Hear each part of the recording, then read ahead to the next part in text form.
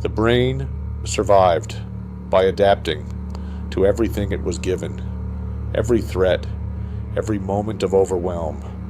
Every time the world felt like too much, the brain found a way.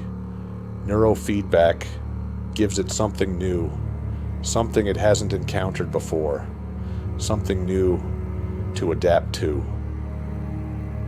Even after EMDR processes the memory, the brain may still default to the pattern it has been practicing for months. The high alert state stopped being a reaction.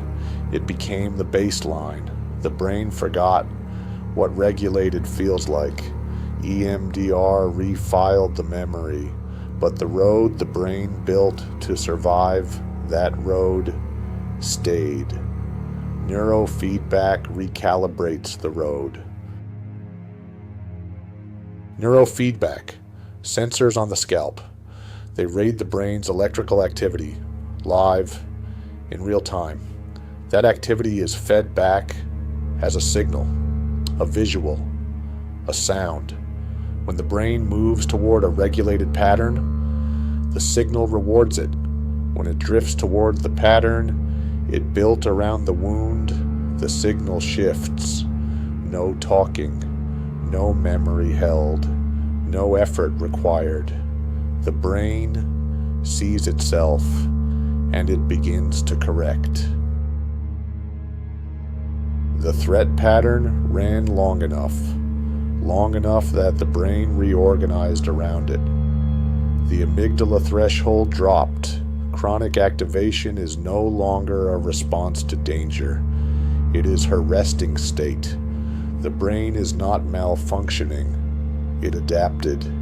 It built the most efficient pathway around what it was given. The dysregulation is her normal now.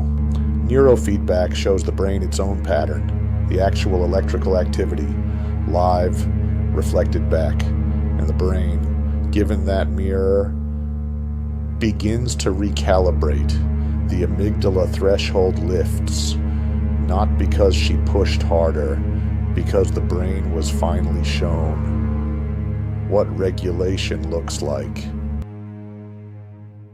The dopamine system crashed below baseline. The reward circuit organized itself around the behavior for years. The craving fires, not because he chose it, because the brain is trying to restore dopamine any way it knows how. These are not decisions. They are the brain's most practiced pathways. Neurofeedback reaches the dopamine system directly. The brain sees its own activity, begins to find its way back above baseline. The morning shame loosens, not because he earned it, because the brain was given a mirror.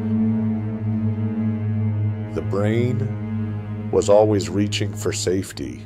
It adapted to the only version it knew.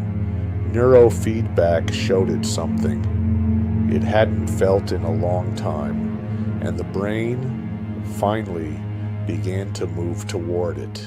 For both of you, thrive beyond trauma counseling.